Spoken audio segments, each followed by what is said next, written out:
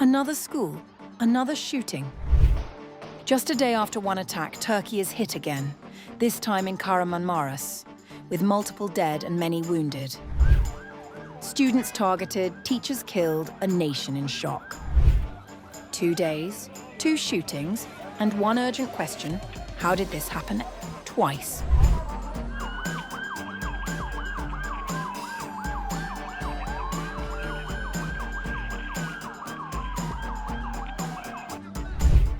A second deadly school shooting in Turkey has left several people dead and many others injured, marking the second such attack in just 2 days and raising urgent concerns over safety in educational institutions. The latest incident took place in Kahramanmaras, where a gunman opened fire at Isa Çağlak Secondary School, triggering panic among students and staff. Emergency services rushed to the scene, and authorities confirmed fatalities along with multiple injuries. Investigations are ongoing, though details about the motive remain unclear.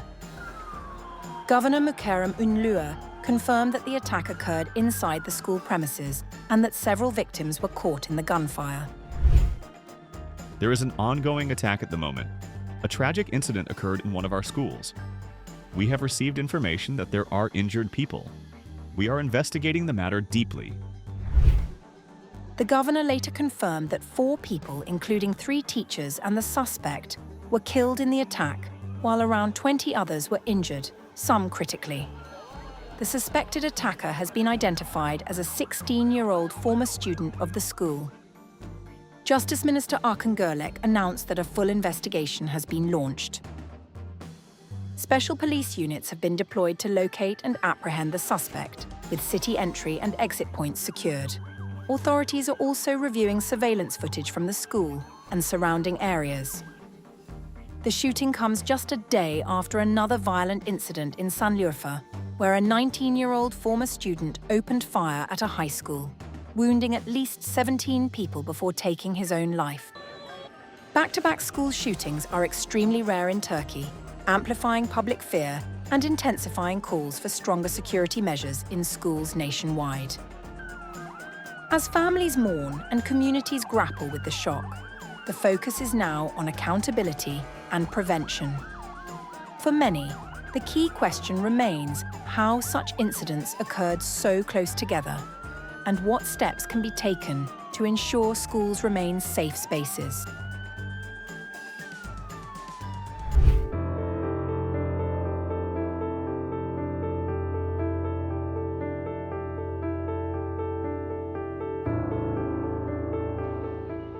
A former student has opened fire at a high school in southeastern Turkey, wounding over a dozen people before taking his own life in an attack that has shocked the country, where such incidents are relatively rare. The shooting took place in the Siverek district of Sanliurfa province on April 14th. Authorities said the attacker, believed to be in his late teens, used a shotgun to carry out the assault. He reportedly began firing outside the school before moving inside the building, targeting both students and staff in what quickly turned into a chaotic and terrifying scene. At the time of reporting, among the injured were at least 10 students, 4 teachers, a canteen worker, and a police officer. Several of the victims were said to be in serious condition and were transferred to larger hospitals in the region for urgent treatment. Emergency services responded swiftly, with ambulances and security forces arriving within minutes. Eyewitnesses described panic spreading rapidly through the school as gunfire rang out. Students were seen running out of classrooms and through the gates, while teachers attempted to guide them to safety. He was a kid about 17, 18 years old. Suddenly, he walked through the front door of the schoolyard. As soon as he entered, he pulled out a gun. It was a long, stocky one, like one of those pump-action shotguns with rims. He immediately started shooting left and right. Then he fired towards the school. Then he ran inside. He started shooting at anyone who came in front of him, and then with the students' screams, the teachers' screams, everyone immediately scattered. I couldn't see what happened after that because the kid went inside. After he went inside, the police and everyone else came. That's the whole situation. The area was quickly secured as police units surrounded the area and moved in to contain the threat. Officials said the attacker refused to surrender when confronted by police. He was later found dead inside the school after turning the weapon on himself, bringing the immediate crisis to an end. The individual was cornered inside the school by the intervention of our police, and there, by taking his life through means of shooting, he lost his life. He was apprehended as X, dead. We evacuated the school. Authorities have launched a full investigation into the motive behind the attack, which remains unclear. Early reports suggest the suspect may have been a former student, raising questions about possible grievances or prior warning signs. The incident has sparked fresh concerns about school safety in Turkey. While gun violence is less common compared to some other countries, the attack has left the local community deeply shaken and searching for answers.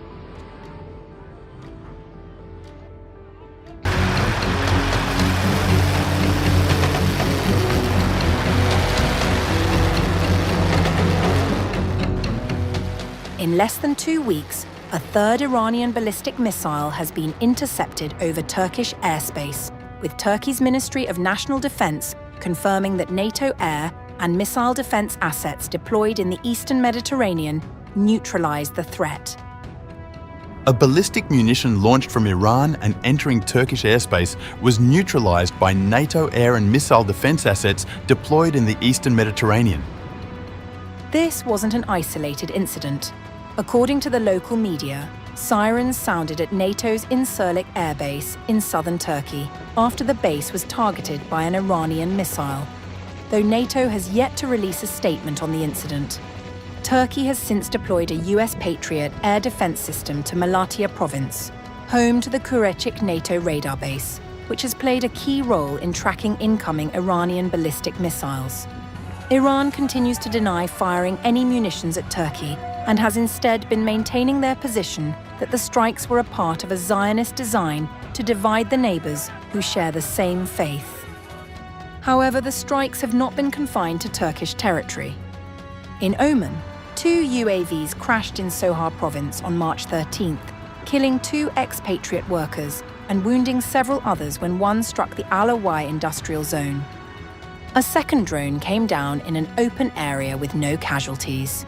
Omani authorities said all resources were being deployed to protect the country's citizens and residents. Further west, Iranian drones struck Dubai's International Financial Center on the same day. UAE officials said air defenses intercepted the attacking drones, though shrapnel damaged a prominent building in the financial district. Saudi Arabia, meanwhile, shot down multiple hostile drones on March 13th, intercepting them over the embassy's district and Al-Kharj governorate. Riyadh has faced repeated drone attacks since the start of what it calls Operation Roaring Lion, and its foreign ministry issued a pointed warning. If Iran presses ahead with its attacks, it would bear the heaviest diplomatic, economic and strategic consequences and be the biggest loser. The strikes come as regional tensions have escalated sharply since the US and Israel launched joint attacks on Iran on February 28th, killing around 1,300 people and injuring thousands more. Iran has maintained it does not seek conflict with Arab nations, saying its strikes target only American positions and Israeli-linked assets across the region.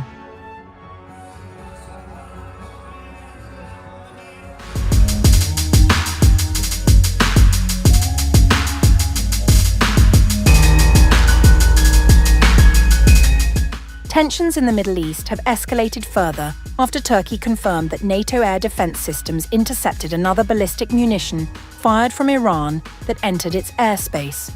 According to a statement from the Turkish Ministry of National Defense on March 9th, the missile was neutralized by NATO air and missile defense elements deployed in the eastern Mediterranean. The projectile had reportedly traveled through the airspace of Iraq and Syria before heading toward Turkish territory. Officials said debris from the interception fell in the southeastern provinces of Gaziantep and Hatay, including the Dertyol district, but no casualties were reported. A ballistic munition fired from Iran and detected heading toward Turkish airspace after passing through Iraqi and Syrian airspace, was engaged and neutralised in time by NATO air and missile defence elements deployed in the eastern Mediterranean. The incident marks the second Iranian ballistic munition intercepted near Turkey within a week, raising concerns over regional escalation. Turkey's communications director Burhanettin Duran said authorities were monitoring the situation closely and coordinating across security agencies. The development has been closely monitored by all our institutions since the very first moment, and the necessary defense and security measures have been promptly activated. In this context, all relevant units, particularly the Ministry of National Defense, are acting in full coordination. The will and capability of our state to protect Turkey's airspace and border security are at the highest level. The statement underlined Ankara's readiness to defend its airspace while coordinating with NATO allies. Duran also warned against further escalation in the region. It is of great importance that tensions in the region do not escalate further, and that the conflict does not spread to a wider area. We once again strongly reiterate our warning to all parties, particularly Iran, to refrain from actions that could endanger regional security and put civilians at risk. Following the incident, Turkish Foreign Minister Hakan Fidan held a phone call with his Iranian counterpart, Abbas Araghchi, to convey Ankara's concerns and stress the need to avoid steps that could widen the conflict. Meanwhile, NATO condemned the targeting of a member state. We condemn Iran's targeting of Turkey.